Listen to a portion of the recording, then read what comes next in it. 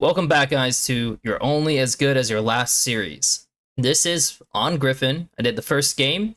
I'm going to try to speed these up a little bit so I'm not spending as much time. But again, the whole goal is just to kind of get an idea of how good was this player really in like their final stage, with in theory what their peak should be, in which like coaches will unfortunately make judgments on that series compared to looking at your whole scope.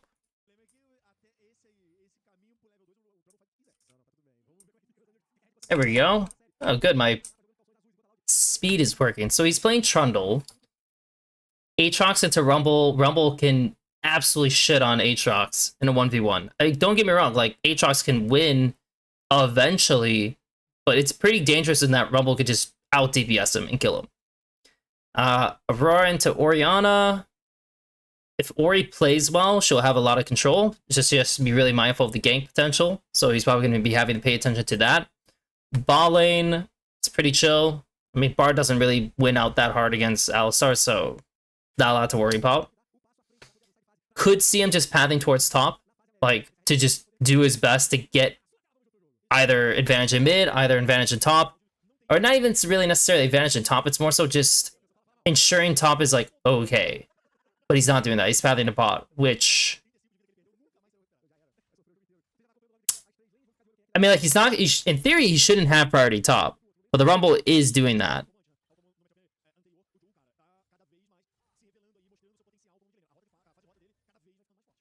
Okay, so these guys pushed way too quick, but...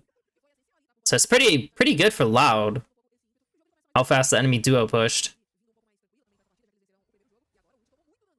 Again, a lot of trades on the Sivir, but at the same time, it's, like, pretty dead even. And the wave getting stuck would definitely be a lot worse for them.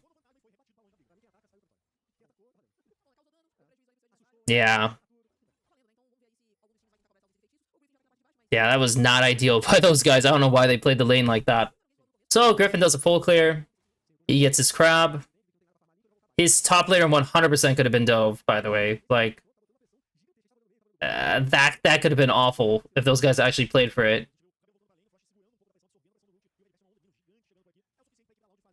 That was risky. So, yeah, I'll be honest. I'm not, like, the most fond of how, like, the pathing decision was made, but whatever. That's what you choose. Again, he's just full clearing. Was there an option ever on mid when he's full clearing when he's starting on the Raptors? He knows that this is most likely boarded. Not really a good option. I was just going through here right now. The Jarvan... He's not like 100% sure, but it is a wave to be played on, so there is some reference that like maybe he should hover here briefly. But regardless, like full clear. Okay, so he's still full clearing down. Mid is again in another kind of little awkward state, but he has a pink to lean on. And he just raw dogs the dragon because he has... It's not like his priorities are really like established that much though. And this guy for sure did not... Well, he sees this guy crossing down, so that's why he assumes he's finishing Raptors Krugs, right? Which means he'll land on top side, so he's kind of making a assumption that Jarvan's never going to contest him. And Jarvan could easily, honestly, he could sneak into bot and make a play. As he's, obviously, as you can tell, like he's looking mid, but there was no play to be on mid. So the only play if Jarvan read things correctly was playing into bot. So Gryffinn kind of wastes time. You could say he kind of wastes time going for this dragon because like his lanes were not established. Like this is like something you see that happens in NACL where like you just kind of you're just like, yeah, it'll be fine. I can just do it. And if he doesn't answer, we just get it and it's like massive, right? Because he kind of just like cheated it away. Because he never established his priorities in his lanes. So the grubs are occurring. Did he lose it? Oh, I think he got both, right? I mean, Jarvan got two.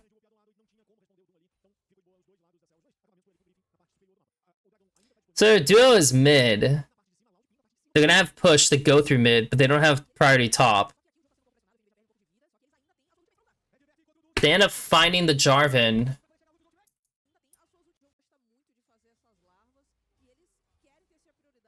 Reality is they should do another mid wave, by the way. I mean, obviously if the Jarvan ends, but with how this map state looks, they need to like relieve top in clear vision, then reestablish mid, and they'll be good.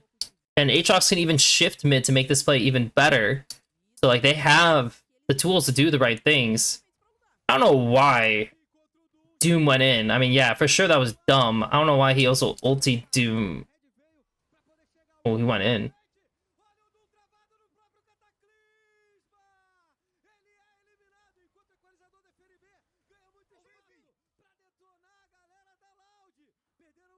That was awkward as shit.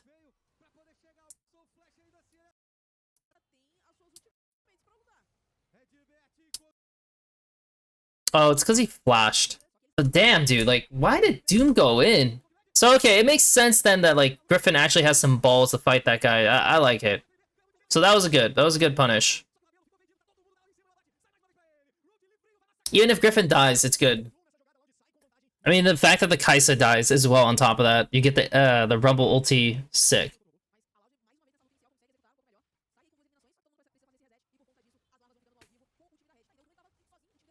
Like, he probably could have kept going, by the way. Like, he probably could have kept going.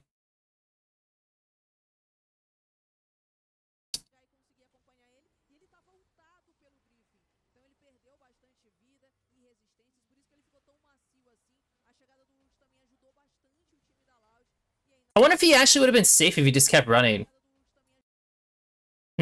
Nah. Not exactly. But also, if they had healed the entire time, like, they probably should have healed him out, so he should just keep running. Because maybe he can live, and if he can live, then it's, like, even more massive.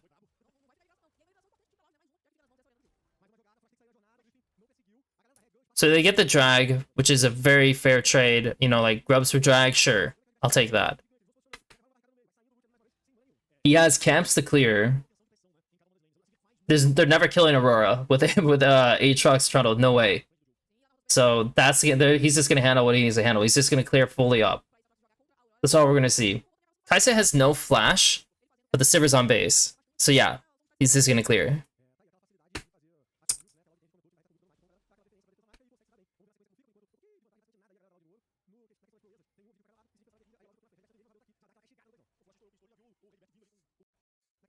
Do I really care for them to move in? Can they pressure this? Ori kind of needs the base. Alistar has TP, but he has 2 wards.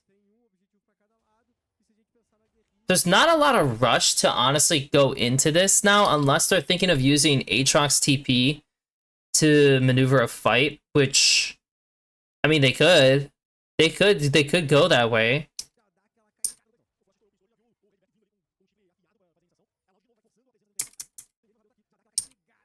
No, they can't. If you look at where the waves are, it's actually pretty bad. Because look, the waves are spawning here. So it's like, you can take this, but then you need to play on this wave again. And then you also, well, hopefully she'll be able to 1v1 this guy, which, I mean, in theory, based on items, no, can't. So it's kind of a waste of time for Gryffinn to be doing this.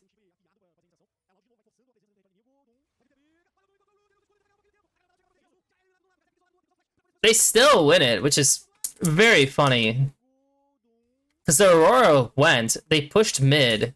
And so, like, this is what I'm saying. So, like, they did get the next mid wave, but, like, they don't have top established. So, the Aurora could have just cheated this wave. I mean, Doom also could have just snuck topside if he wanted and fished on her too. Because it's very clear, like, they're going to try to run bot, like, mid to top. But if they cheat it and Aurora gets to leave first, then Ori drops a wave and then you're fighting for the blue. And so it is a 4v4 still. It's just... Is it a 4v4 you want to take?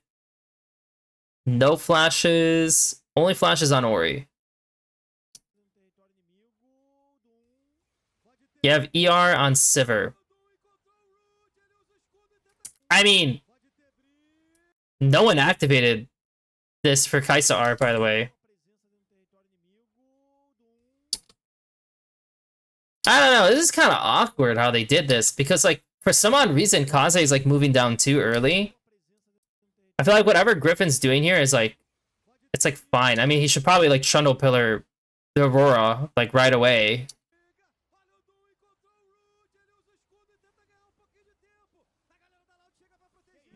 But the pillar ends up being pretty good still. So he gets the blue, and then he'll base. If he has Triforce, it'll be massive. So he has Triforce. He should book it bot and just fish on the Rumble one time to maybe get his flash, because why not? You have the timer. I don't know what he did instead. What did he do instead? Like, they both should just haul ass to bot, because the Sivir's gonna probably base after this wave.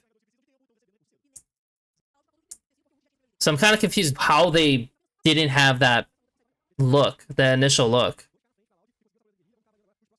Drags in a minute 20. Now they're going through mid again to run into the river to secure. And to do what? Is it just because he's waiting for his raptors to spawn?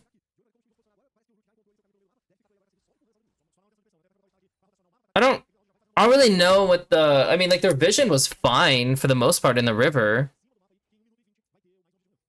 Like, because at this point, like, these guys could just re-enter the zone and just take vision away.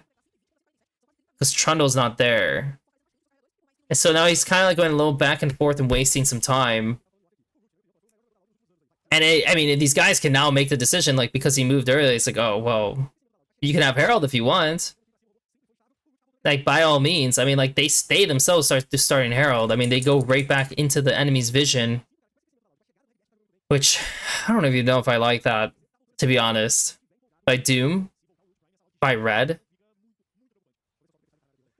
I guess the main upside is that they have an idea that Trundle will probably base. So they started. So obviously Gryffinn is matching this situation.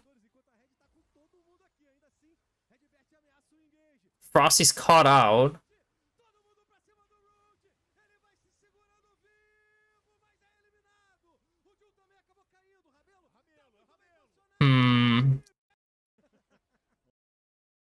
I mean, your Oriana's already bought, so in a lot of theory, if your Oriana's running bot, I would just give the Herald. I'm not gonna lie. Like, if they're showing like this, and your Oriana's deploying bot, like, yeah, she's gonna have to TP. I could just take the drag. Like, literally, if you want to take Herald, and Herald slam top even, be my guest. Like, I already know that you guys showed on top side this way to re-enter, so you never really went into bot side to get like much. Like, there's not really much to deal with. And yeah, like, she's gonna be able to push this out. He's gonna look for this. You have good vision here, so like, he's very safe to cheat the wave. If I'm Trundle, I'm definitely really weighing and considering not fighting this. Especially because your team is so ahead with a scaling comp. I mean, Oriana's 2-0. She's 2-0 too. Don't get me wrong. You're strong to fight. But these guys are also matching on one item. So, like, the difference isn't, like, there yet. And if your Oriana eats and you get the drag, I don't know. That's really, really tempting. It's very tempting. But let's just see how it plays out. Because, you know, when we're looking at this situation here where Bard is, one, he should just pillar the Bard now. Like, I don't know what he's waiting for. Just pillar the Bard. The Sivir's gonna get a bunch of chip damage, and you're gonna run. Like, the Alistar should never go in, to be honest. Like, the Sivir should just throw some abilities, and then you just dip. And you, like, that's pretty much all you can do. You're waiting for the Aatrox flank to come in. And then the Oriana's gonna TP flank. And then when the Aatrox is getting close, then the Alistar initiates. But he goes in. This guy flashes. I don't know why he flashes, to be honest. I don't think there was anything to worry about for him. Now the pillar comes out. And, like, route's, like, fine in the end of the day. Like, it looks okay, because, like, route's, like, playing very far up. And for Gryffinn, like, there's not much else for him to do. Like, the first pillar's fine. He probably should just go on the Jarvan now. Like, if you look at how this is, like, they could turn on him. That's, like, the main worry. Like, they could turn on him, but he has Flash. So he should account that he should just use Flash and his ulti for healing. And if he stalls these guys out, it can look better. You know what I mean? Like, it's, like, for the way it started, it actually starts pretty well. This guy goes in, flashes away, so it's like, okay, that's really good. Kind of hard for him to do much. And now he should run, but it's kind of like he... Obviously, like, he shouldn't go back in, really, for the most part. Like, it's in to go back in.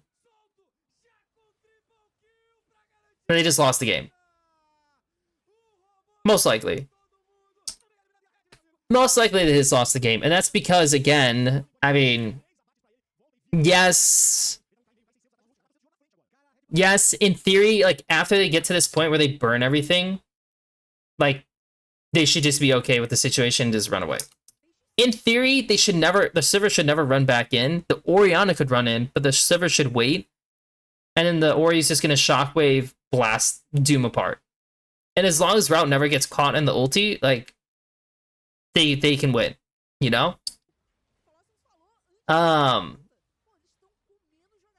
Do they have to choose a fight like this? No. But if they play a little better, can they win? Yes.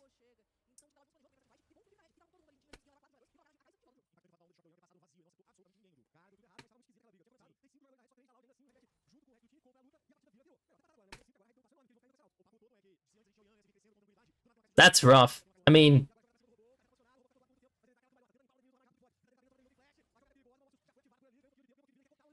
It's really rough. And now this guy just dies top. Because he's just trying to permanently cheat the wave. What Gryffinn is doing is fine. I mean, like, he got the drag. I mean, looks like they're going to be able to... They can't kill him, man. Are you serious? I will say that's definitely... He should definitely hold on to his pillar. I mean, like, she might be able to still get out, irregardless of that fact. But it'd be kind of nice to hold his pillar. But he gets out. They lose the top. They this guy dies, whatever the case is. So now Gryffinn needs to figure out, what do I need to do next? Because we're kind of losing control.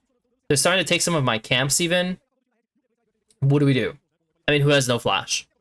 So the Rumble, like, they killed the Rumble, right? He has no flash for a little bit. That is... Sponge comes right back up, though.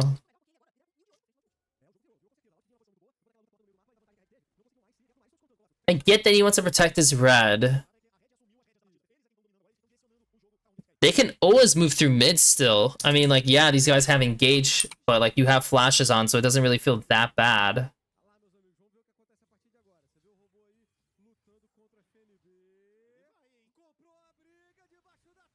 Okay, Robo's a fucking idiot. Don't get me wrong, it was really close. And maybe you could have made it work, but you're 0-3. You need to, like, actually stop. Like, that was dumb as shit. Like, he could have just held on to the HP advantage, and it's so won for the map. Because you notice these guys are starting to lean bot to try to kill this guy. Maybe he's doing this because he thinks, oh, they're, like, already collapsing on me. Which, yeah, at that point, like, don't get collapsed on. Like, I don't know what else to tell you. Don't get collapsed on.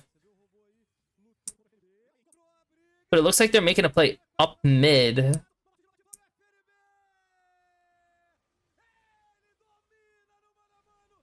Ouch. I don't really know how Griffin's caught out like this.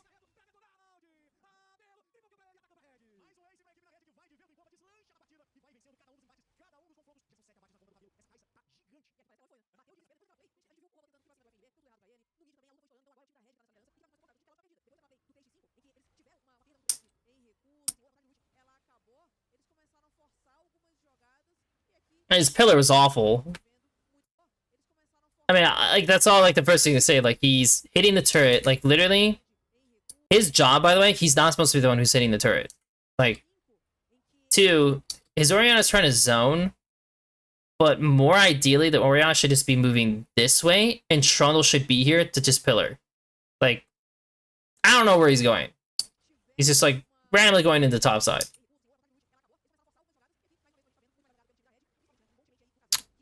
Yeah, I don't know. I mean, like, I just don't know why he's hitting the turret.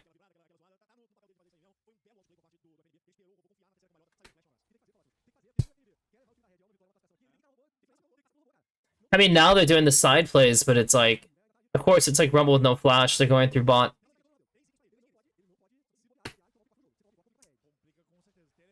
We'll see. I mean, their team is getting kind of smashed apart in every single fight. He needs to just make sure he's pillaring someone early on. Like, I don't really know why he, like, leaves. Like, I don't know why he doesn't just walk up and pillar the Bard and they can just chip. Like, I don't get that. Like, I'm really confused why he doesn't just, like, pillar this guy, chip him out, or make him use E to dip, and once he leaves, now space is open to take. That's what I don't really understand. Like, we're waiting so long. Like, why are we waiting for the Alistar to start things? In so many cases, I don't get that.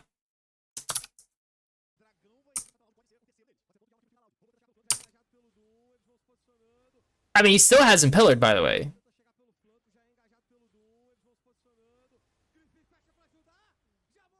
Now we pillar, but it's like, this is awful.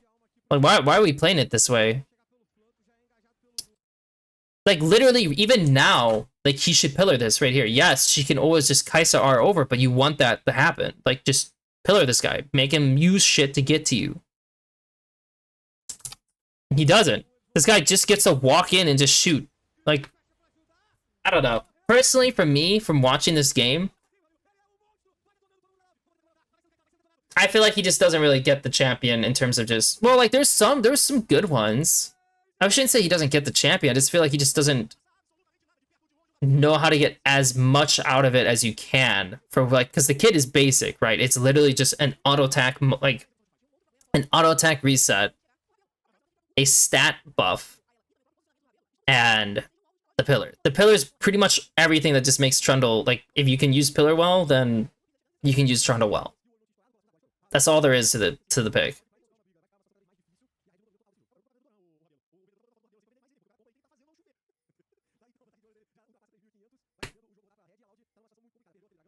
He went Deadman's as well. I mean, if he's going Deadman's, then he definitely should be doing something with it. By the way, the Bard has no flash. Yes, the Bard can portal away. Yes, the Bard should probably be getting chunked out and you just run. Like, this is what I'm saying. I feel like there's so much space being given in front, despite being the pick he has. Like, even now, if you look at this, like, I don't know if they know where, like, the last member is, but they're 2-2, they're 4-1, and they know these guys are here. Like, just go on these guys, no? I mean, I will say that this guy has ulti, he can get out. Doom has flash, so, like, those are the two, like, escapes that are open to him, but your Aatrox is right there.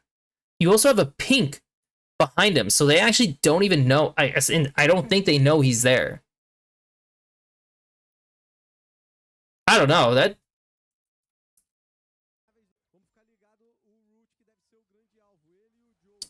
Oh, they know he's there, I think. I think she saw him. But irregardless, contesting that is wild, because the Alistar can just flash on these guys right away, and you're going to get a really good look. So, I don't know what they're doing, because, like, for some odd reason, we're still hovering the right side. Also, they know the Rumble pushed out bot. They know the Rumble pushed out bot. So, if Rumble pushed out bot, he's going to come up through there, which means you actually should be fighting them here. Why is he running? Unless... I'm trying to think here, because I'm thinking to myself, like, this is not bad. The only thing is, if they go into this wall section, the Rumble ulti's going to hit. So can they go earlier before the Rumble shift happens?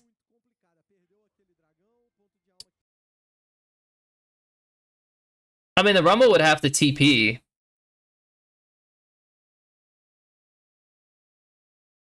Gryffinn actually has no flash. Holy shit. You know what? You know what? He actually can't be caught out this way.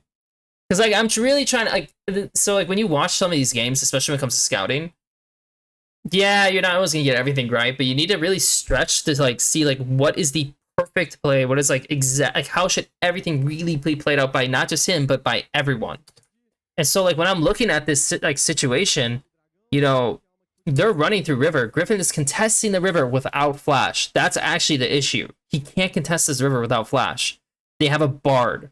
Bard is just one of the against maybe other comps, maybe this would be fine. But the fact that, you know, one, I mean, like, Doom will not ulti this guy. Like, I highly doubt he'll ever ulti the guy, Gryffinn, because he'll just eat too much damage too early. But the Bard could ulti. And if the Bard hits him, they're, like, this is bad. Like, this is definitely going to be really bad. So, yeah, he can't be in river. All-Star could do it. The Trundle cannot. And the Trundle, again, still has no flash on the wave. So funny enough, looking at this, the Bard should just raw dog ulti him. Like, honestly, like, looking at this now, I'm thinking to myself, oh, shit, actually, Loud is not the team that can be the one that's, like, aggressive. It's Red who can. Despite these guys also not having flashes, which, like, yeah, I mean, you'd want to look, they have the turret. And they have, like, you know this guy's on this side. So, like, if you overcommit, the Rumble just wins super hard.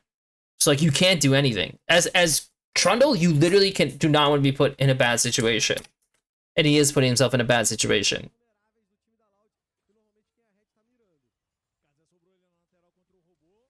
But they probably should have tried to go on the left side. Irregardless of that, when they're in this spot, right here, he should probably still try to maybe pillar the left or just be bait, and his 4 squad should go on the guys on the left. Regardless of how everything went. But yeah, they get cleaned. And like, that's the game. That's pretty much the game. There's nothing else he's really going to be able to do for what it is. Like, I can just scan through this real quick. Because it's not really up to him to dictate if they're making it back into this or not.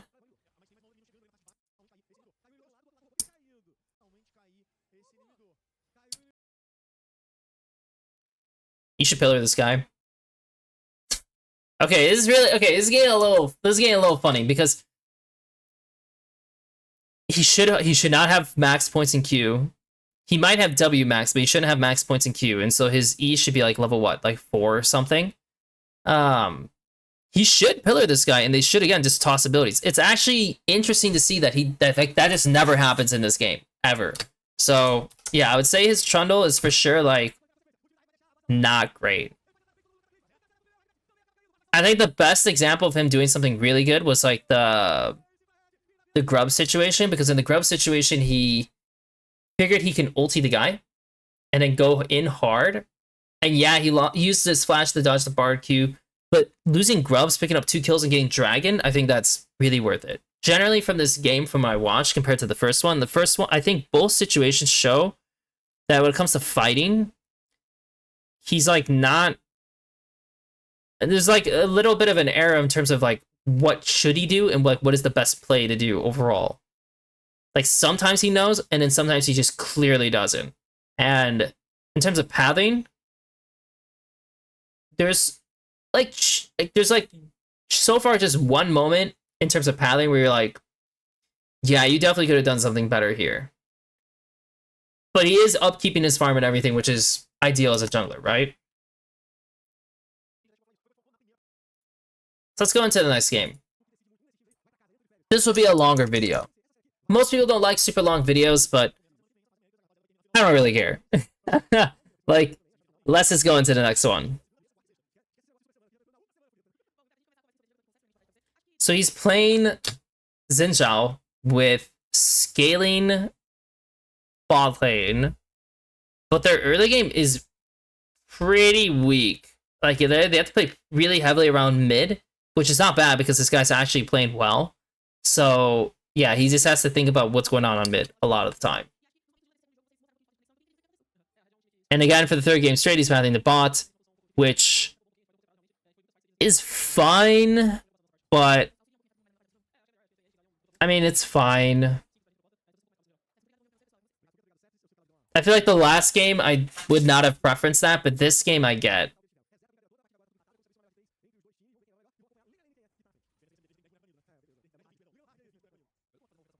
This guy's trying to cheese him.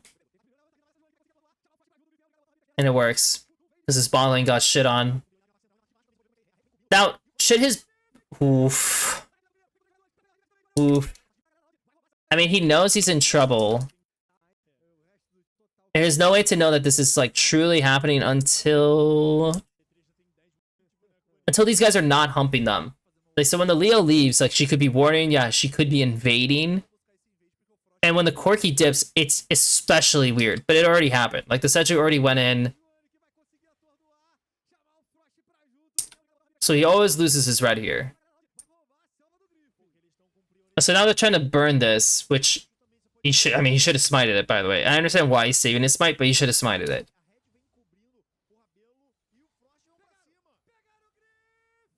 It's so rough, man. I mean, he should flash. Like, it's just, he's just fucking up. I mean, he should have flashed. And again, it's not like 100% his fault, because if you look in bot lane, like, yeah, like, his Nautilus just ate shit, and that shouldn't happen either. Like, he shouldn't just lose, like, 50% HP level 1. But you do need to account for it. You know, like, you do need to factor in, like, oh, well, if my bot lane is losing this way, like, they could do this. So he didn't do that. He's just kind of full clearing. And that is something that happened in game 1, where I felt like he may just be, like, not thinking enough about his priorities, what's happening in his lanes, and just kind of doing his actions. So hopefully that's not the case.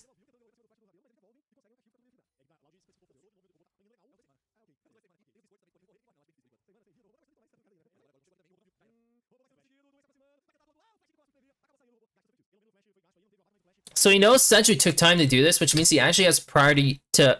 he has initiative, sorry. He has initiative to make a play. He knows this guy's camps are open on bot side, but his Senna needs a base, so there's no play for him there.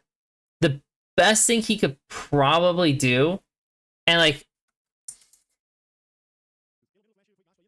could he fight this guy on the Raptors? Probably not. Like, mid is not really going the way he wants it to go. So... after he takes the Raptors, he's going to have some free time because Krugs are not going to spawn for a little bit. Unfortunately, he got warded, so there's no play, but it's good that they are actually looking in the spot. Yeah, and base. Like, there's nothing for him to do. He should base. His bot lane, if their wave is growing out, then you could consider, like, should he be hovering? Because it does look like it's pushing out. Like, it's good for him to base individually for his game, but his Nautilus is no flash. And his mid took Talia out for the most part, so Talia is not going to be joining this play. So we'll just see what happens.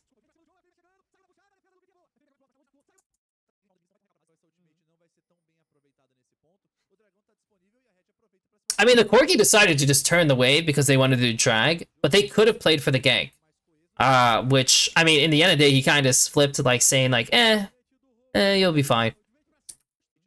And they don't have a ward for drag, it looks like, so that's also especially bad. So, like, it was just a flip. You just kind of flip called, like, nothing bad would happen.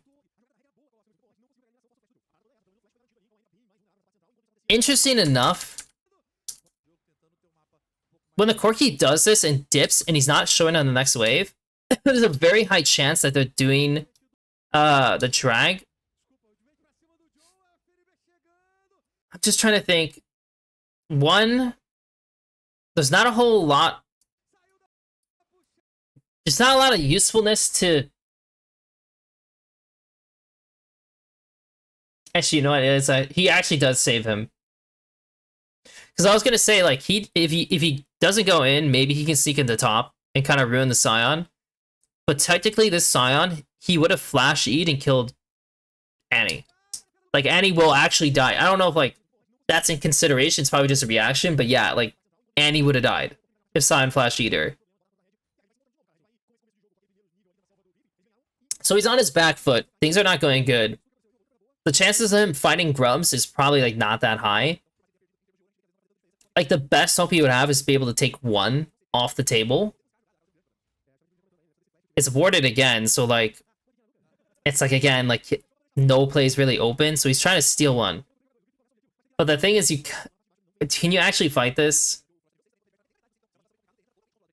Like that's what I'm curious on. And so it's like at the end of the day, it's just a waste of time. Like I'm cool with him looking from the side one time. I will say though, no, actually I'm not okay with that. It's actually bad. So he should just keep going down. And they should just full sack it. And then they should play to get some kind of situation back for them. Like maybe if Senna, like, if they were swapping or Senna can get into a situation where she's joining this fight, maybe we can reconsider. But the main issue I have is that Leo is first. And this is known. Like, she is 100% first move on mid. Nautilus is second. So no matter what, it's a 2v2. At worst, it's a 2v3. You can't afford that. They can't afford that kind of fight. And also they have no flashes. Zin has no flash right now and Annie has no flash. So actually this is awful. Like this is truly like an awful look. Like what if Seju was in the bush, by the way? Or what if Seju could jump over and get onto Zin? He's fucked. His game gets fucked even more. So yeah, like regardless of Cho having moved, the Cho move wouldn't really do much. Because Cho was like kind of late. So now he has to go into bot side. And he wants to progress it to the camp, so that's what you see. He did the Raptors. He's like, okay, I'm going to look through the side. Nothing. Oh, I'm going to look for the camps. Sion's there to protect. We force a fight.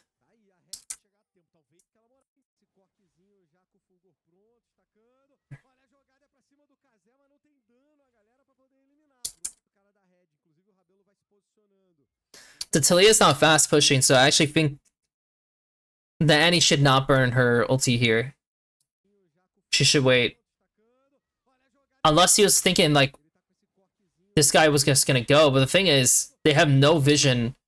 And what makes this the hardest part is, like, one, it's an air on Redbert, and it's like a semi-air on Gryffinn, obviously, like, to go for this. But the thing is, they need a ward on Grubs. Like, if they can't see these guys doing Grubs or have an idea if they're shifting around, and yes, it would have gone pinged, maybe he can get another ward or something, but having no info.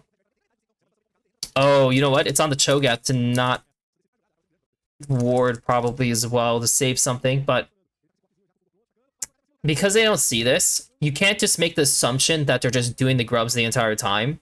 Like, you can't. And especially because you see them moving over to the side, they clearly know you're playing for the camps. So, like, they know you're playing for the camps. And you can tell they know that you're playing for the camps. So you're obviously going to get into a fight situation, which you like, yes, like you're looking for this, but now you have no W. And you probably should just leave through the bottom. Like, at that point, just leave through the bottom and just go do the rest of your shit. Like, seriously, just do that.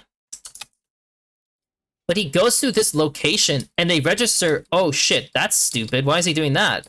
So they go in. And Annie has no R2, by the way. So, like, they especially don't give a shit. And Senna has no mana. So, yeah, actually, like I said, I'm okay with him testing the Gromp if he wants to. Actually, honestly, even testing the Gromp is kind of useless then, isn't it? If Senna's always going to base here, it's kind of pointless to ever go for it.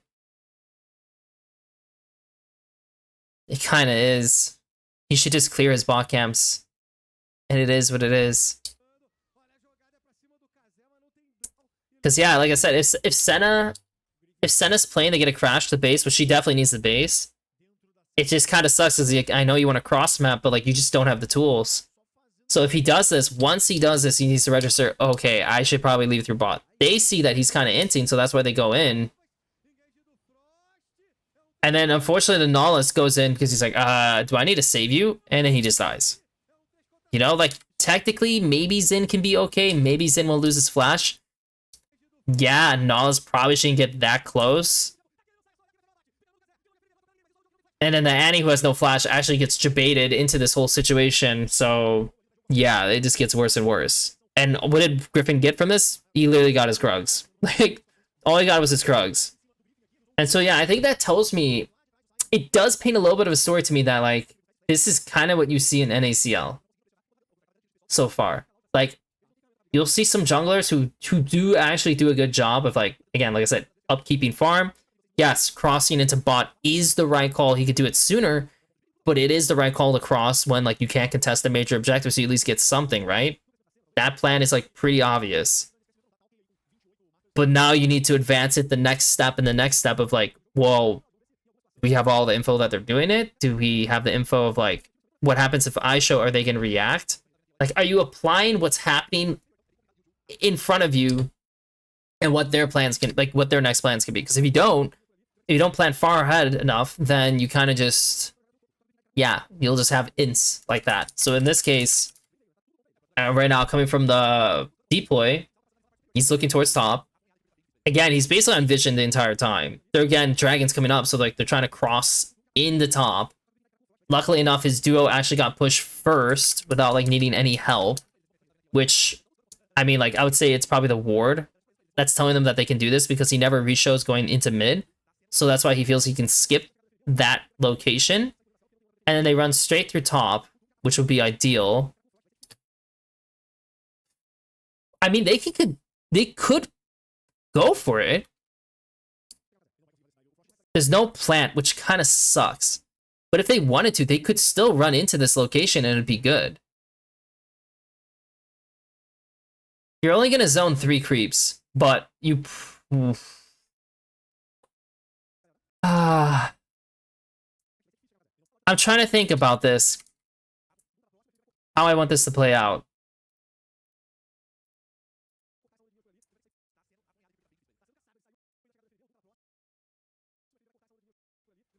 I think he needs to walk on the wave. I think he needs to show and walk on the wave. He needs to be here. This guy cannot touch this wave. I think that's the issue. He doesn't realize it by letting this guy clear the wave as much as he did, so there's only 3 ranged. There's no dive. Like, if you look for the dive, he'll leave, but you'll deny 3 creeps. Maybe you'll get 1 plate. And, like, that's something still, right? But starting on the next wave, this guy's going to push mid out for free. They're still controlling bot. Kind of. I mean, this guy's low mana, so I don't know if he's really going to do much. But you're going to lose, like, 2 control sides, or 2 lanes to 1. And you're what? You're going to sack a full wave mid just so you can go all in on top? I mean, like, they could. I don't think it's really good to do it at this point of the game. So for sure, Gryffinn has to be zoning this guy. Like, again, he's just taking too much time and thinking that he needs to hide, and not realize he actually needs to zone. Because if that's, like, your major play, and it is a guaranteed play because of the info they had on Seju, but now it just kind of turns out really bad. Because it's like, oh, you sent 4 people to zone. You sent 4 people to the Talia, and they spent 1 person, so it's a 4v2 that they defend. It's pretty bad.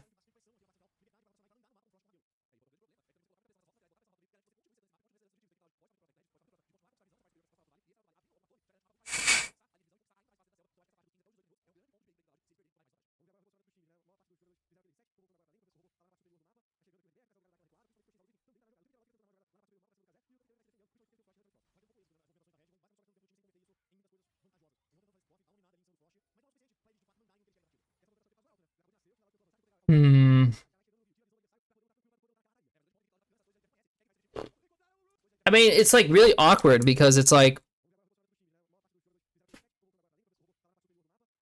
on one part they kind of want to fight, and another part, obviously, you're just down. Like, the Annie has nothing. So the Annie has nothing. Everyone else is feeling pretty strong. Your Cho'Gath in this case is, like, shifting down, so the Talia can always kind of catch up. So it's like a 4v4 still.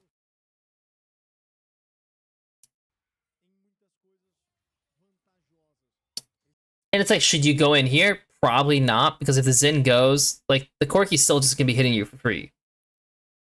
And your Senna doesn't do, like, a ton of damage or anything. So getting some poke damage is, like, fine. I have no confidence to fight this. Done. And so this is how it turns out. This is gonna be awful. You know, like if at the end of the day, like you just don't have a clear crossplay, or like you're not really looking for the crossplay, but you're also trying to fight the objective, and so you lose the objective and you get nothing, then yeah, it's like this is like the second time this has happened. So Seju gets it, and then she randomly goes back in so they could try to kill Redbird.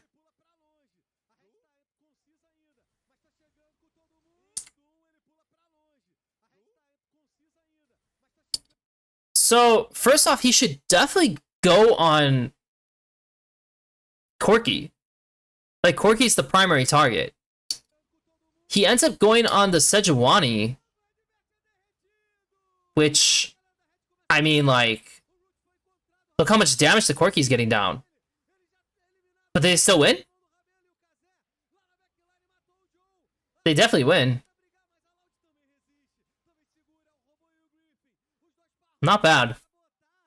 I'm just trying to think, is it actually worthwhile for him to really go on that guy? Because I'm thinking to myself, if the Corki's right here, like, you're gonna, if you force the Corki out at all, this fight is gonna be really clean. But he also, did he flash on? He also flashes on him, which I don't really get. Was he like doing wolves or something?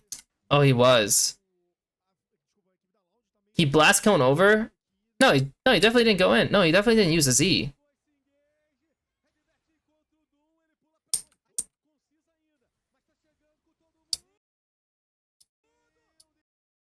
Yeah, I don't know. I really don't think that's worthwhile at all. I mean, like, you end up clumping too.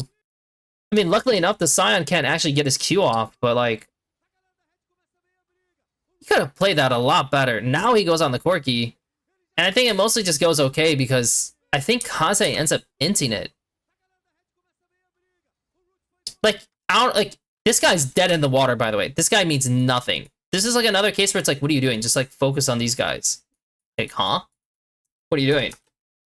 If this guy just goes on to him, and she almost has full shuffle, by the way. Let's look. Let's look. Holy fucking shit. He would have had a full combo on this guy, and they might be able to actually kill him. And if he dies, they lose the fight.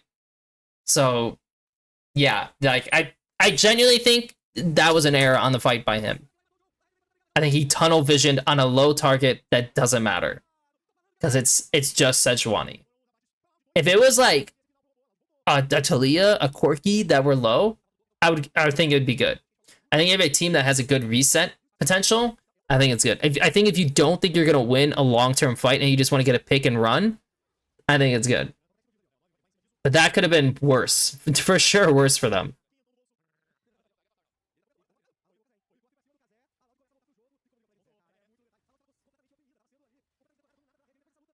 Like, good for them. I mean, they do get the drag. Can't just get a random pick on mid. I don't know how that guy ever dies. Literally have no idea how that guy ever dies there. But he just dies.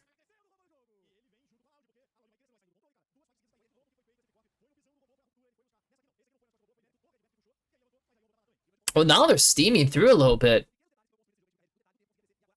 Which is great. Now they're kind of like pushing through.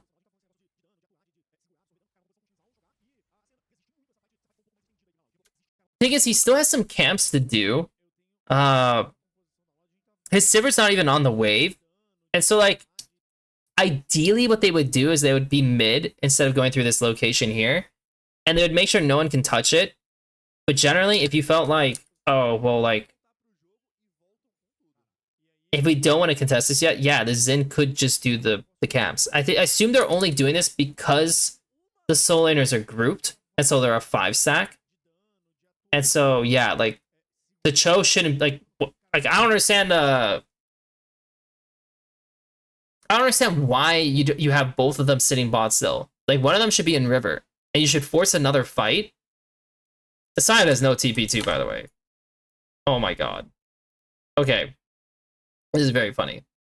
I think the Senna, she's gonna be a little late, which is unfortunate, but they for sure should have one member, probably the Annie, shift up and be contesting. Yeah, 100%. So they don't, and your support ends. Like, you lose the zone, and they're losing the zone because for whatever reason their dumb solo laners are clumping. Like, I understand you're always gonna have someone TP top, but like, I don't know, it's kind of a weird play. That's nothing that Gryffinn can really do on his side. You know, like, that's not his fault. Like, what he did was like fine. So now we need to figure out where does Gryffinn need to go through. Because his Sen is basing again for another item, I assume, for Black Cleaver, right? So she's getting Black Cleaver. So this area is dead. You know, like, it's dead.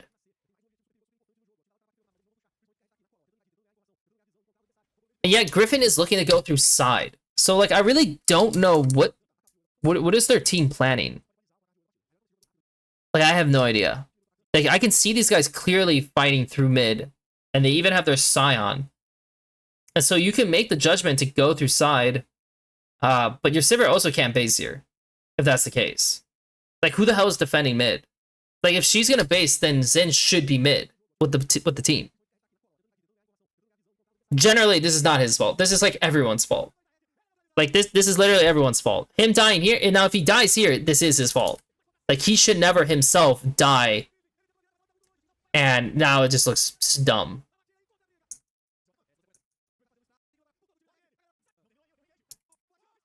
So again, I don't really care if, like, if he's, like, now he can just start it, right? Because, like, these guys kind of in themselves. So, he gets the Otacon, which is great.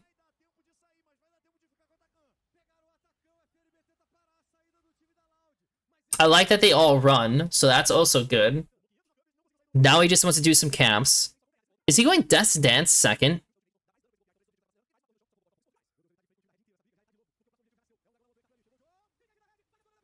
He's going Death's Dance second? The Dragon's in 10, though. Ooh. Oh, shit. I mean, like, you should probably still do it.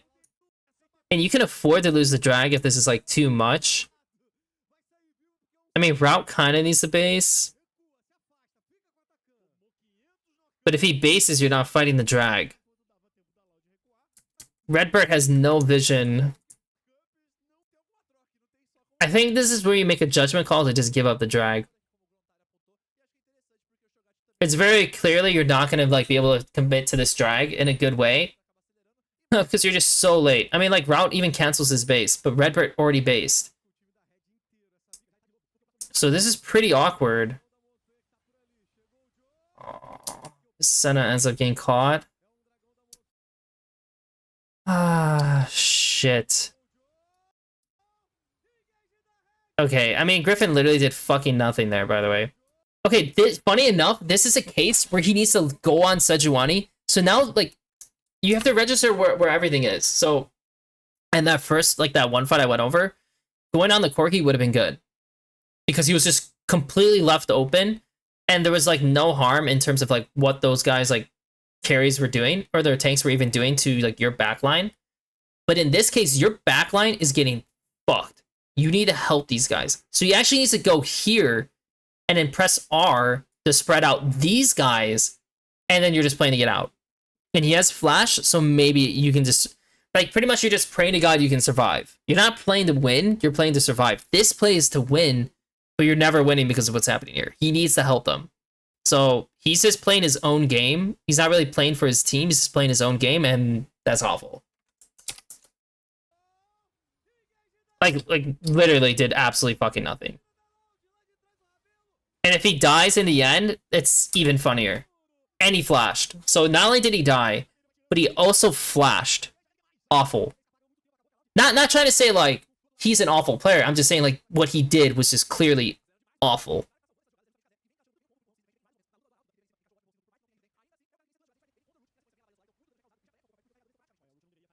Yeah, I don't know. It's...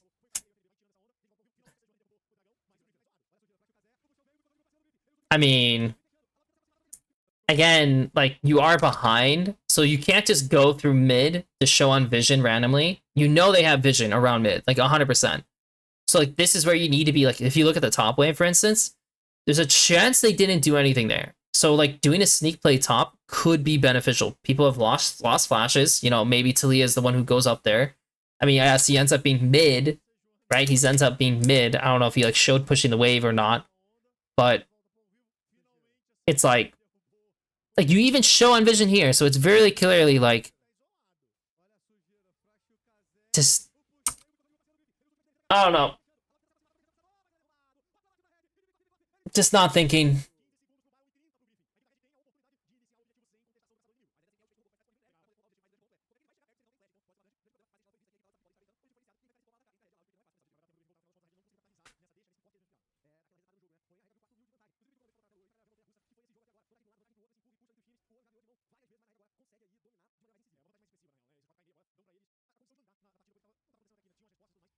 Hmm.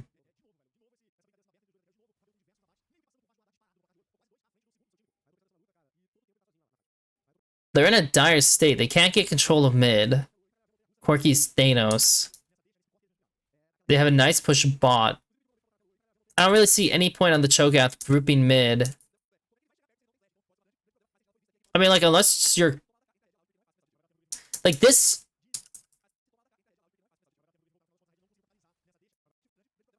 I'm kind of surprised they didn't just actually do the drag. Or do the Baron, by the way. Like, it doesn't really make any sense why, like, the Baron is still up. But they buy time. And so, like, I understand that Cho kind of has to go through mid here. Only because they do need to get vision. I mean, I guess they have some vision already to see, like, oh, they're clearly not on it. Maybe Annie can go through bot right now. Because her TP is going to come up in time. I mean, Cho can do... If Cho does it, it'll be safer. But Cho is better on mid waves to kind of give space. So Annie could make... Also, do they see where they're moving?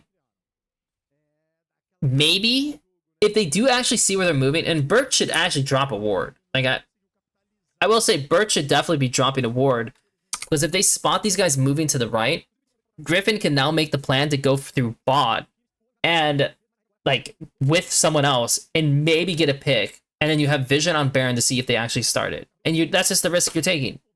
You know, like you have to take a little bit of a risk, because right now if you just play standard, you're not doing anything. They do more damage than you, and they have a better front line. Like, maybe the upside is that Cho'Gath kind of ruins certain front lines because of Czar, but... Yeah, I mean, if we're just going to group through mid constantly and just go through the river, we're not winning shit.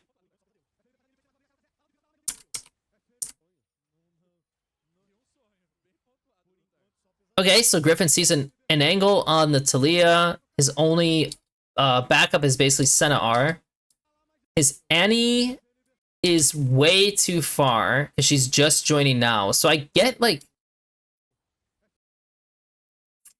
so awkward because it's like if he goes in the middle, he will spread them out, but you're not winning the fight if that happens. So he's either, and he doesn't have flash. So like pretty much, yeah, the only play he can do because he's caught out. And this is another case of where like I talked about on like in the Toronto game. I didn't really think about it at the time, but he didn't have flash.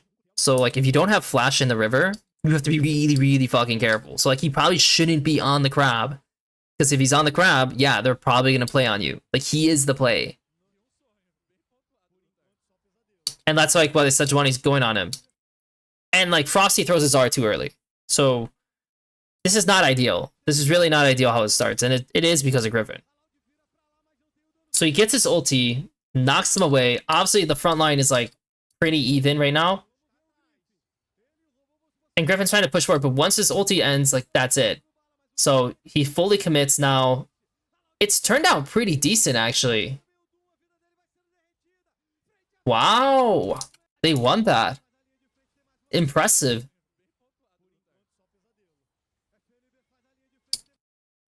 I think because Nas has no flash, I think what we need to see here is if these teams played it correctly.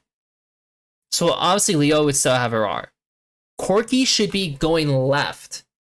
Like, he should be moving left and trying to DPS and burn this guy. The Annie has flash, but he has flash. So the Corky, in theory, should be like pretty much destroying this fight, to be honest. He should be destroying this fight. But if we watch how it plays out, she flips him away, which is like fine-ish. I mean, she's just trying to get her E off. Probably more ideal if she threw her E this way and flipped him off this way, right? The Setsu can also ulti this guy. But yeah, like if the Corki's hitting this guy the whole time, he might be dead. Like, or he's gonna be really, really close to being dead. And if you're FNB, he should actually just be sitting next to all these guys still. Like, he shouldn't back off. It's very ever slight. But yeah, the Corki actually into that. And so it turned out so well because Gryffinn was just randomly given, like, so much time to sit. But, like, that error in the beginning, that's on him. If you were to put that into against a better team, he would die. He would just die. And they would lose the Baron. And that'd be it. So you can thank Red for being, well, the Corki being bad.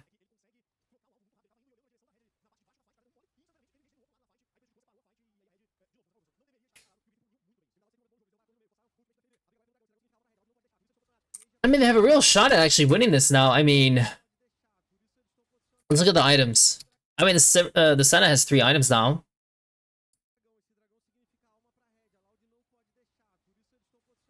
Okay, so we're getting chip damage, which is great. This is really nice. Gryffinn flashed in on primary target. Ooh, I like it. It's great. Now that was a fucking play. That was a fucking play. That was really good to register by him. Because unlike other situations, like, again, this is like, I feel like he goes for a lot of plays that are clearly like, this is what the most winning play for me is, you know? And so, like, obviously it's a target that has, like, the Nala ulti on him. And of course this guy's going to try to buy time while he's running away, right? But getting onto him before he can escape, then the Nala ulti hits so he can't get anywhere. Well done. That was great. That was really, really good. I've seen him do something like that before, too. I don't know if it's in this series. He was playing Wukong. But I was like, shit. Well played. Like, shit. I don't know what to say. Like, well played. So that is at least one nice thing about him. And, like, it's something to consider because can he grow into this mark? Because this is, like, to be honest, this is kind of like his first official first split, generally. Like, what we're seeing is what he is in a competitive environment for his first split. In a region that, yeah, it's a region that plays, like, probably just a bit above NACL level outside of LG. Like, I do think some of their, like, macro play is worse than other NACL teams that were not just LG. But they would probably fight better, to be honest. Maybe macro level, it could be, like, a little bit worse at times. But fight level, they're probably better.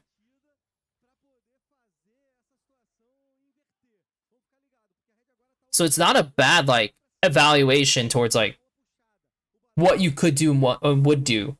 But having, like, if you can trim out some of the bad looks he does, and some of, like, the inty situations, because, like, these are things that are, like, they just show, like, your level of, like, self-awareness. If you improve your self-awareness and trim down against some of those bad looks, but keep some of these really good ones, you have someone who has balls. Like, he has balls that do something. Now, the only thing you want to make sure is, like, he does have the brains, too, right? Like, it's not just, like, he's a guy who just makes fucking plays and goes, right? Like, you need a good mixture.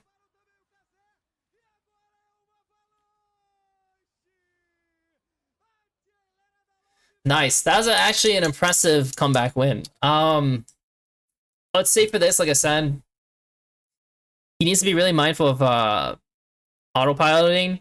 I mean, I think that's, like, a little bit of a theme I'm getting just from this series is just some autopiloting in terms of just, like, what's happening in the game. Like, the conditions, the vision, and it's pretty much the assumptions, you know? Like, you can't over-assume always, and so, like, these 3 things are popping up. And then when it comes to fights, it's mostly just Like, best case, you know, like best case of like what works versus just who is most open, you know? That's kind of how I'm feeling. Um, but it's interesting. I mean, it's definitely interesting seeing this because again, if you look at he's 19, like I said. His time in LCK AS was like super brief. Like honestly, it's just it doesn't even matter. So if you look at what he had prior, it's basically quite literally nothing. Honestly, quite literally nothing. Like this is the only thing he got to do for the most part was this. And the team he was on, like not great. This team pretty good actually. Like Viper, Five Fire, Wixie, like yeah, that's pretty good. These teams not great. So finally being on a team with like some guys who are actually like pretty reasonable for what their level is,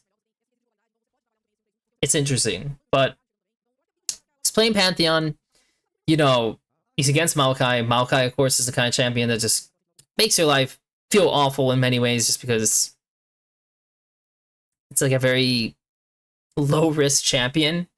Like, there's a reason why a lot of players who play aggressive or like play to like do make a lot of plays that are not necessarily good end up looking better on Maokai because the champion kind of forces you to like not do this stupid shit. So he has a pretty. I mean, once again, they drafted for mid jungle. It's a way better mid jungle. So I'm gonna hope to God they are able to get this Victor's Flash early and make situations happen. I think that's not gonna happen because generally when you're like playing this kind of comp, like especially because like if you look, like Pantheon could start W if he really wanted to. It's not great for obviously, it's clear, but he could have started W and they could definitely fish early level 1 to mess with these guys because they have the Braum. And really what you're looking for is just a ward in the river so you can actually fish for a level 3 look mid. Like you want to have some confirmation that a level 3 look mid would work. But they don't do that. They do, I think they get a ward on his Raptors. They're defending their Raptors, which, yes, can be beneficial. They end up giving it anyways. He gets a return ward. But this kind of just cements that like you're probably not gonna get a good look. I mean, like maybe the best look you can have is he does like, you know, the funny like wrap around the red and it surprises Kaze, and like that would not be bad, to be honest. I don't know if the ward is like in a position that would see that, but it would be a pretty good look.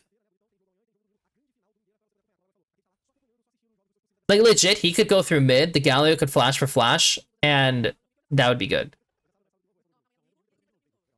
Galio using flash, Victor using flash, Pantheon just goes back to his camps. If you can't progress this, then the Victor's just going to slowly win out. Your bot lane is going to have some issues, and yeah, the game's just not going to look very good. So like he gets another ward on Raptors, he takes like the crab. But all in all, it's kind of like, okay, great. It's another game where it looks like these guys are going to have a lot of vision on them again. Galio lost his flash for free. Fuck. That's bad. So now he knows he doesn't have that tool. That's pretty rough. So like getting the mid kill is going to be harder. And the Victor's staying the entire time, which feels like Omega shit. And to be honest, the Braum, did this wave pull out? It did. I mean, the Braum kind of needs to go through bot. Like, it'd be better if Braum went through mid so they could try to get a play again to get the Victor sums, but the wave is pulling out, and so if the Renata did not go mid, the Jinx would be in trouble. So, like, it's a bad situation for, like, Redbird to figure out. And so the Pantheons is doing another clear.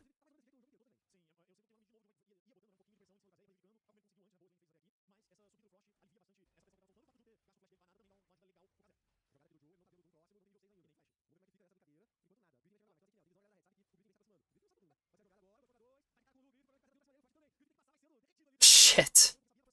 Ah, shit.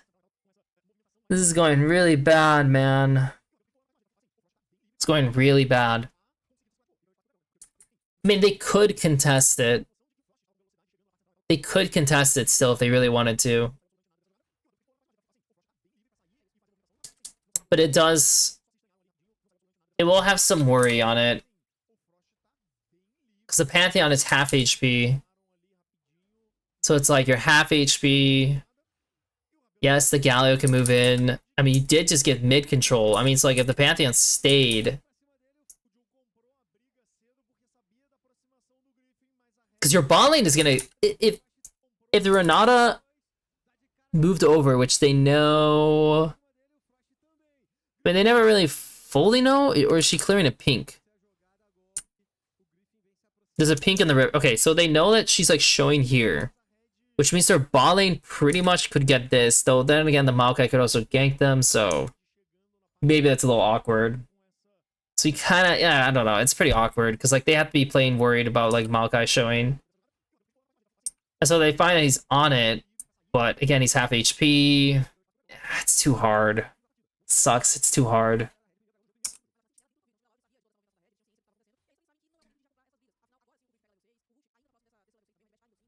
Sucks. So I like that they're swapping, because maybe they can get something out of this. Maybe they can get the grubbies. The thing is, once they establish, like, they see these guys mid.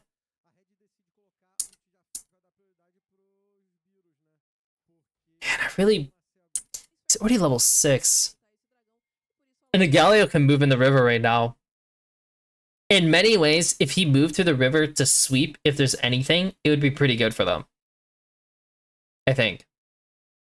It'd probably be best if he went through the river right now versus doing wolves. If he does wolves, it's pretty slow. And the Braum also should be going through mid. So like he could sweep. And then the Braum is also with them, so they have 3 people. Which is pretty good. Yeah. That's probably their best bet. And of course, if they get pushed out, that's okay, because he has Pantheon art to maybe look top. If they show mid. But doing the way they do it, it's like he does the Gromp, so it's basically impossible to take any vision. And now this is pretty much probably really hard. I mean, like,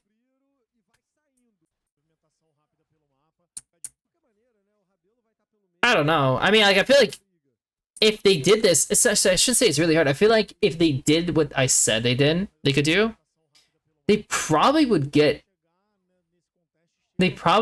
everything. They probably would get all 3 grubs. I think that's the way to think about it. They would get all 3 grubs. By doing it this way, now they only get 2. He gets to steal 1 for free, which is a big upside for him. They're also dropping the mid wave.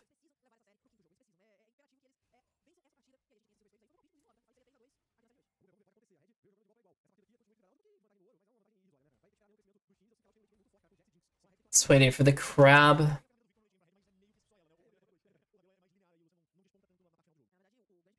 Kasante's not a play. I'm not gonna lie, I mean, if the Victor's gonna freeze, I mean, he doesn't know that the Maokai's gonna do that, though. You can't really just assume the guy's gonna int, so I think the base is good by him. It's definitely best that he just dips.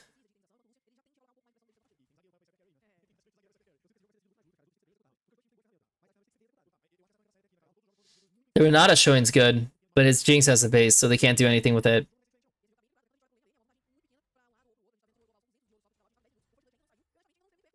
It's like the game's going at an okay rate. The only like problem I have, so he has Sundered Sky. He's very strong. He needs to make shit happen. They definitely should fight the dragon. It feels a little weird that he's like looking through top initially, because to me, I'm like, why? I mean, like, are you trying to switch the lanes up as well to send Jax top?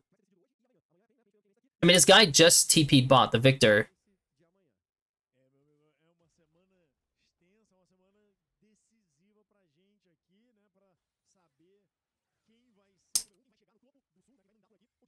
Like, you're clearing vision on top side, and you're playing for the crab, but by playing for the crab, you're probably giving up the dragon. I mean, like, I don't really get it. Like, you're playing for the crab. I get that it's like leaning in before this happens. You have Pantheonar, but like you have no control over bot, like at all. And it's against a Maokai, so like if you don't get that control early, or like at least evenish, and you can't even go through side at that point.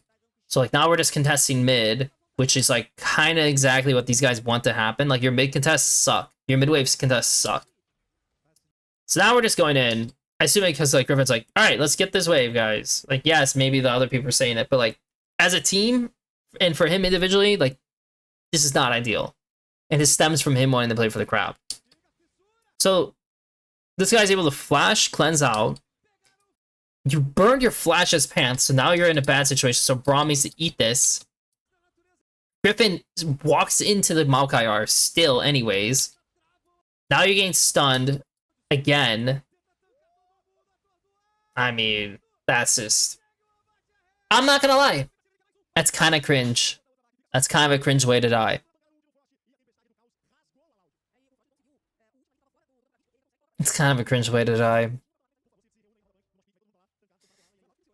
Ah, man. What the hell?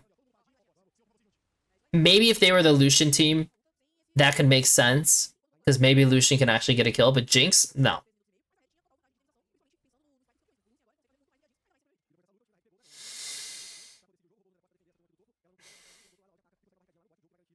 Well, did someone lose flash? Renata lost flash. So if Renata pokes her head out too much on mid, they can look for a play on her. It does suck though, it's not a solo laner. Or like, yeah, it's not a solo laner. Granted, Cassante is like pretty hard to make that play work anyways. And again, this is why like the emphasis on Victor is huge. But like, he's playing for another crab. So he's definitely a crab jungler. This does happen. We do have certain junglers who just put a lot of emphasis on eating the crabs. So I'm just seeing what this one thing is. Okay. So that happens often. Okay. So this guy has no flash, walking into zone. They do the crab. The Galio is cheating this wave. So like they're waiting for the Galio to come in. The Victor hasn't established himself yet. They think this guy's inting, which, yeah, I mean, like, he's semi-inting. You just go full commit. Kind of just goes right in. And, yeah, I mean, the guy does die, but it's like... Also, the Galio's... Oh, dude, it's actually so much worse, because I wasn't even paying attention that the Galio has no TP, by the way. The Cassante does. It's awful. That's so awful. Oh, my God. Oh my God, it's so awful.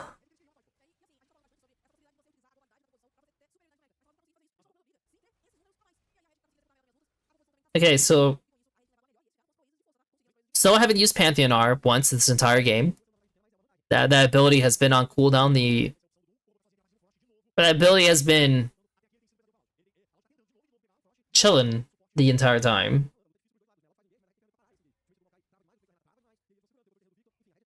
The next drag's in a minute. I don't think you could fight this. I think they're so behind. I don't even think they can fight it. I think they need to do something to like rebalance the side, and they need to get Victor Flash.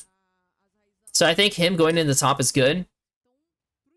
I think when this guy clears this again, I don't think Pantheon should be showing... He should literally be moving this way. Like, fuck this, move this way, and Pantheonar him, and just go. Fuck it. Like, you don't have the vision perfectly, but if you show Renata on mid waves, it's good enough. By showing himself by Renata, like, it kind of gives them a little, like, thought process, and like, it looks like they're going to fight it, which, again, I don't think they should. Like, I think this is just, they're just going to lose. This is a waste of time.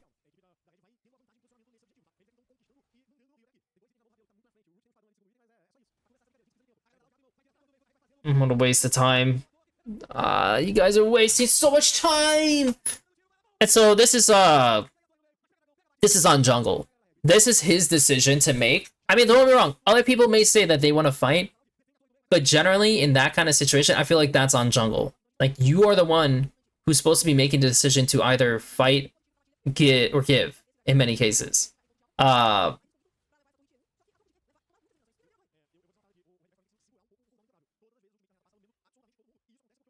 think they just clearly did not know what they had to do. I mean, granted, like I said, the Galio losing his flash early, like, I think this guy's Galio play is also pretty shit. So, like, that also is a problem. And they probably should not be playing this comp, like, at all. But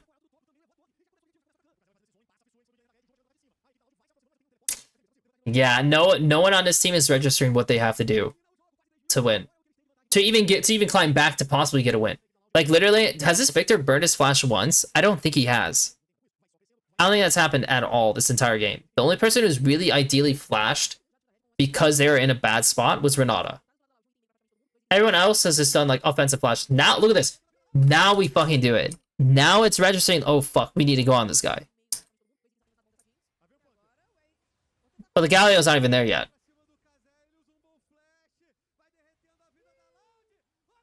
And he gets out. So. Oh, boy. Oh, boy. Okay, we're going to go ahead and speed up on this. Because to me, there's not a whole lot to kind of finish out this at this point. Like, they're clearly going to lose. They're going to get slammed. And it is what it is. Because the Pantheon's not going to do shit.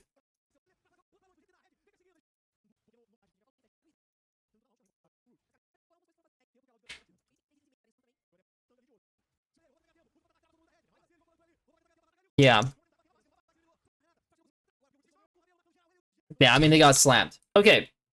So, for this game, to me, I feel like if I'm Gryffinn, I think, yes, is Galio into the situations on mid a little bit early by losing his flash the way he did, which is not ideal. I will say, literally, he could have still gone Victor's flash 3 camp mid by using his Galio flash, and that would have been good enough. There was some fights that, like, they took by, like, Braum starting it, and I do feel like he was kind of, like, ushering to kind of look for it as well, which is bad. And, like, he should, again, need to be focusing on, like, how do we, like, progress this game, because we can't do shit around mid. We can only do stuff inside. The Cassante is pretty hard to kill generally, so the Victor is, like, your main target. And, like, that was all I kept talking about, was Victor, Victor, Victor, Victor, and not once did it pop in their head. So, like, yeah, the game was lost because mid jungle didn't play well.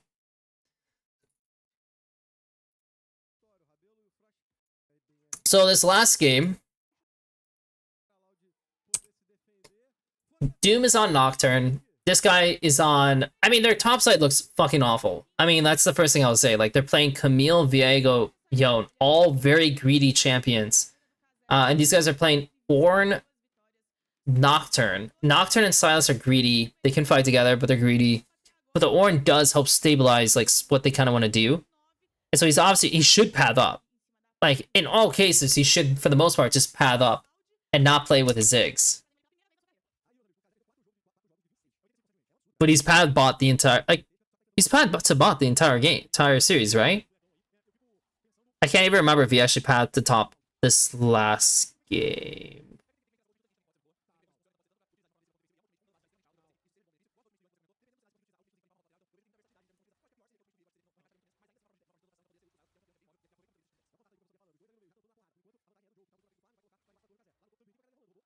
Oh, let's see what happens.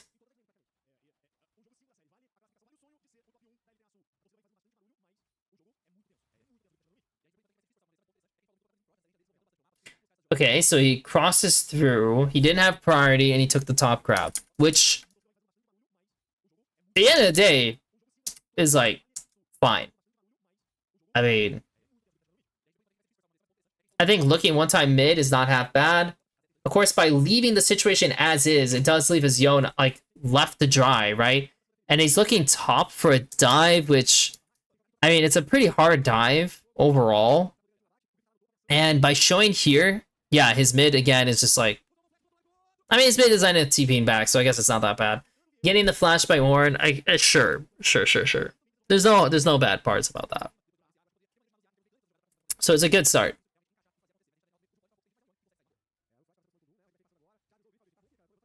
Yep.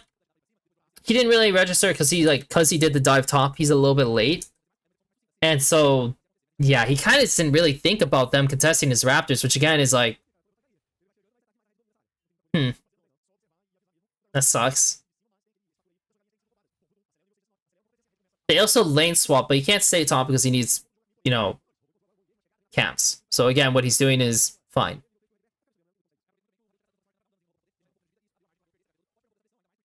This is not that bad either. I mean, they do the dragon together with Yon, so they actually get a lot of damage down quickly. The only thing is, just keep in mind while they're doing this, I mean, yeah, I guess the Yon could still move down with Viego, but the Camille's playing for a crash. Like, this hasn't happened yet. So by doing this right away, you're just making an assumption that I hope you're okay, bot. She also has no flash, so... And this guy is Ornar. Like, it's not ideal. But they're making an assumption that, like, nothing bad's gonna happen. But, like, when the Yon shows here, they can go on Robo. Like, they could just make a play on Robo straight up, and he might die. And if that happens, like, he just TP'd. It'd be pretty awful. And that's, like, them, if they lose this drag, that is in part, like, obviously, one, like, the Poppy dipped while Tom Kench is still top. So, like, yeah, like, Frosty's doing a better job in that case. And then two, I mean, I guess this guy got the wave in, so maybe you could say, like, Robo should just be leaving. He's not even level 6, but, like, maybe he should leave. If he leaves, it's just, like, kind of awkward, I guess, overall. This dragon situation, because it's, like, I get wanting to burn it. He could move this way, but he's not level 6 yet. So if he moves, Ornn might be able to zone him while having the 6 advantage, and that would be really bad. Like, for him, his individual game, that would be bad for him to move, despite where the wave is. But it would secure the drag. Like, it probably would secure the drag. It would be really bad for his game. So the Gryffin's plan, if he starts to drag this way, it's just a flip. And I don't blame him for not knowing, like, how, like, that affects top lane, because, I mean, that's on Robo to say, right? And then, of course, you know, his main layer cannot touch mid at all. Just cannot. And he does. What can you say? That's not on Gryffinn. That's on his mid lane this time. The dragon, that's on him, because he's just kind of flipping it. And again, like I said, that's something you see in NACL. Like, pretty common. Like, you see, like, someone just does the objective, and if it works, it works. And that's, like, obviously, like, they're going for this because, like, the Poppy showed mod, right? Now, the only thing to register here is, like, when he's doing this, one, what are his priorities? And Ornn has TP, by the way, and ulti still. So, like, the Ornn's going to base TP. So, if he's going to base TP, you need to be thinking in your head, okay, I can do one. Like, we're going to do as much as we can and leave. Look at the mid lane situation. The Poppy's moving to it. We're not going to have mid priority. So, take one, grub, and leave. Like, Kaze is inting this because Kaze should burn the wave and always shift. So at this point, they're done. That's it. That's the play. You're done. Don't do anything else. But they still fight it. And that's on jungle. Like, that's 100% on jungle. And even though they get really close to killing this Poppy and, like, converting, like, this situation, that's on Gryffinn. Like, that's another case of just, like, are you not thinking about what's happening in the game? Or are you just, like, doing stuff for doing stuff's sake?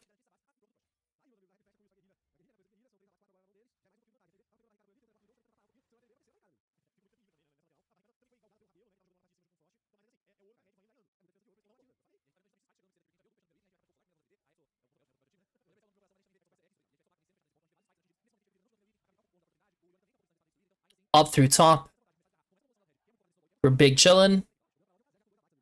Doesn't have his item yet, which sucks, but it is what it is. So, in this case, obviously it's good for him to go through top. But once the, like, Poppy loses half her HP, she's done. The Poppy's not doing anything else on the map. She's gonna base. And they have a ward to see this too. So at this point, he needs to think, what should I do? Because like going through top doesn't really matter at this point. His Ziggs is on base as well. Like, I guess they can go through top S3 to get some vision for the Yone so he feels safe. I guess that's like the major thing you can do here. And that's about it. Like, you're not doing anything aggressive. You're just taking vision and dipping. That's it. There's nothing else to this. This is all you're doing. The issue that Gryffinn makes here is that Ezreal just pushed off mid. You need to realize what's happening in the map.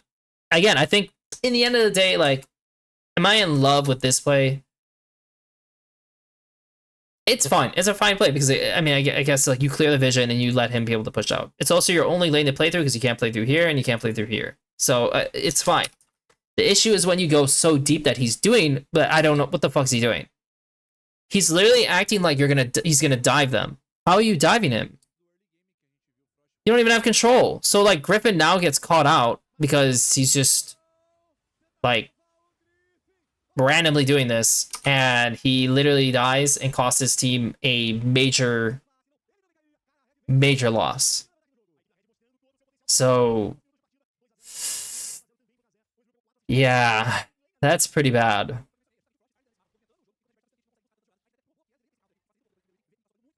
That's really bad.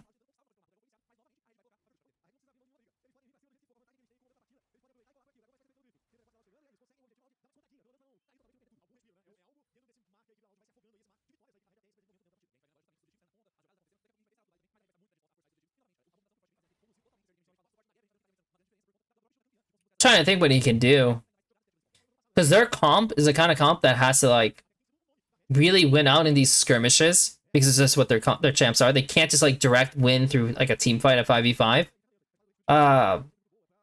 Like obviously the combo is basically going to be that Camille R's, Zig R's, and then hopefully you can one shot with a Viego, and he takes over, and that's the fight.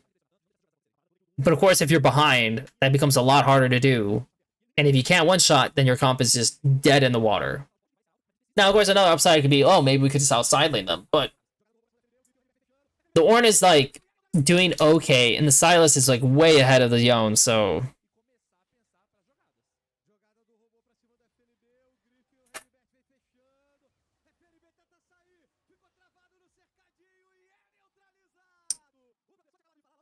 I mean, I don't mind it, because in the end of the day, this shows that they at least crossed before the Herald really was, like, becoming a thing. And so you gotta kill, you gotta pick, you gotta kill, you gotta turret, and that's already massive. Like, that's great. That's exactly what you need to do.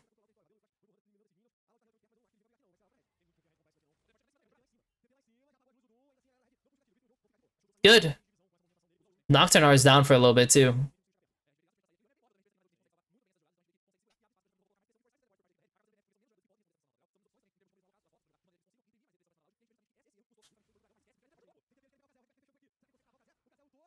Okay, I hate that. One, Tahm Kench shouldn't do that. They have really good vision on bot.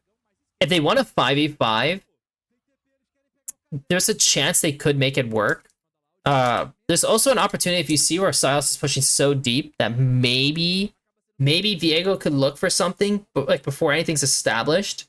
And that could also be really good. And then you take the full turret, and like that really accelerates your game as well.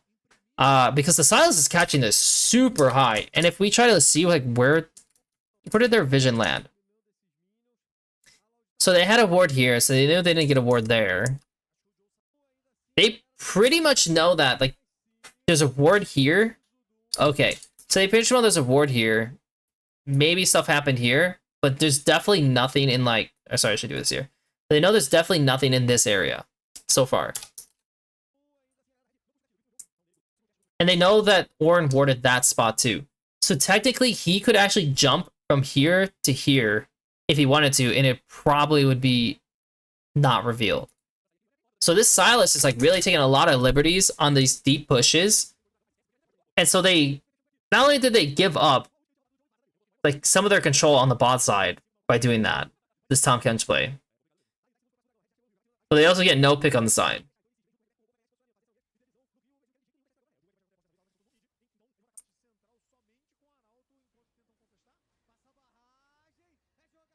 So they do get it, but they played for the drag, which at that point, it's like, yeah, you kind of just lose the fight. Like, you played to kill the drag, When in reality, your kind of comp needs to play for a pick. You must get the pick.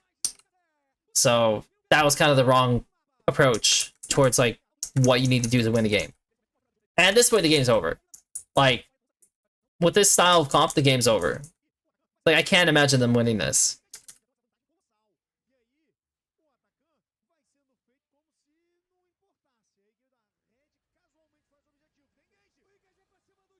Well, there goes Gryffinn.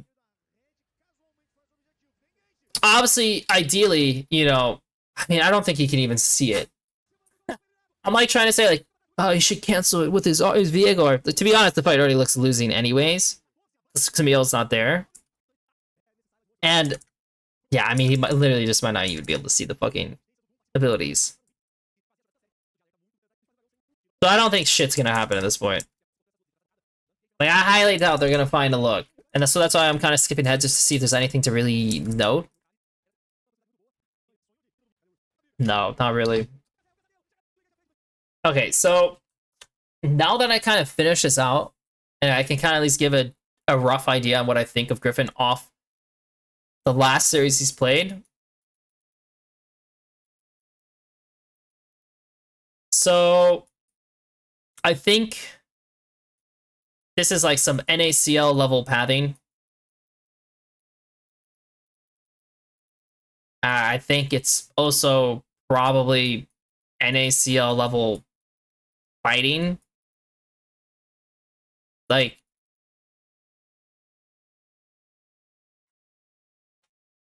I think there's some rare cases where like it goes like some cases it's LTA level. Like, that's kind of like how I feel. Like, there's definitely some cases, at least in this one, where like things are going well. But I do think there's just he looks like a rookie. I mean, like, I don't know what to say. Like, he is a rookie. He is green. I mean, really, he is green. It's his first split, his first real official split. Yeah, he's 19, he's young. There are guys like Yukino out there who, honestly, Yukino does play better than this. Like, he does. I would have to rewatch to confirm that, but when they're at the same age, Yukino was making some weird decisions as well at times, but I felt like Yukino's fighting was actually pretty deliberate. And you could tell that. And so that was like very interesting to see at that age already. For Gryffinn, there's like everything just feels, I feel like he just needs to fail a lot. I guess that's all I can say. That's my impression. My impression is that he's someone who needs to have a lot of mistakes to learn from them, which is perfectly fine. It's just, yeah, you need to go through that, and hopefully he does learn from it. Maybe his coaches aren't pointing it out, or whatever the case is, on like some of the things that are happening in this game. Like, maybe he's not having the right direction, or players are not telling him, like, yeah, this is like, you could just die here, by the way. Like, probably should not be doing that. And that could be another thing that's missing, because again, I don't know how his coaching is. But in terms of, you just judge him on his like general level, like, yeah, like, this is not a, you can see some good parts, and this is like where I talked about where like these cases where he does make a really good like initiation, or he realizes something. If you can harness that and make that an all the time thing, and then kind of cut the crap, all the other crap out, we got something. Now, when you do interview him and you talk to him about his pathing and like how he like kind of guides the game, yeah, you're gonna hope to God that like he's not just someone who's just going through like the motions and not really critically thinking about the game in depthly enough. Because like if you're not doing that, then you're gonna have issues as a jungler. And of course, if you're trying to pick someone up who you're trying to hope is going to become a, how do I say it? Become a top end jungler prospect that lets you contest these like other teams. And yes, I think contesting Inspired in the jungle is going to be probably close to impossible. And so that's not like what you're trying to aim for. You're just trying to aim for someone who's just going to become very good, like a really good player in their own right. Maybe they won't be Inspired level. I highly doubt anyone will ever be Inspired level, but he will be very good and more than capable to win. which has been proven because Umti did literally help TL win against Inspired, so it's not like it's impossible, right? But like there's clearly like fundamentals that like you would see in NACL that would get cleaned up that like are here. I'm not watching a player who's like clearly like oh shit, this guy's so fucking good, like we have to pick this guy up. I don't get that. I don't get those vibes at all. Which is fine, you know. That's fine. It just yeah, I didn't get that feeling.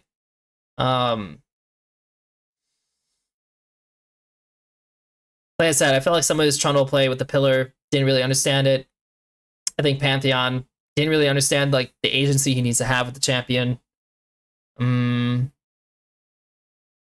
This Viego game, I mean, his Viego looks. I mean, it's just Viego. We didn't even get to see anything from him with Viego, but like he had the same issues when it came to just doing objectives as is. It's something Armeo had issues doing. Which yeah, like I said, this like the way he jungles. I've seen it so many times in the lower levels with, or not lower levels, but just like NACL so often because it's like the beginning. It's like the beginning level of like before you try to arrive to like LTA level. It's you clear your camps. You're not doing like stupid early plays all the time. You are getting objectives. Like you're present for fight. Like there's certain things that just kind of like you're doing that just are kind of expected for the level, but you're just not there yet. And so yeah, that's just the main things I have to say about him. I might do another series like this on Yukino or maybe someone comparable just to see like what to think of it. But and like I said, this is one series, by the way. Usually you would not ever do this. Like I'm making these assumptions off one series. If I were to watch him in like 4 or 5 other games, which like you at least do 4 or 5 other games that were on different dates, different patches, and if you still see this same stuff happening, then you know for sure it's a thing. Like, yeah, that is how he is. Today could just be a situation where like, oh, maybe like some shit is happening. But I will also say like out of 5 games, if I still see like some of these same like ways he contests objectives and plays the map, it does make me feel like that actually might be true. So thanks for watching, guys. It's a long video. I'm gonna add timestamps so you can skip around. Have a good one.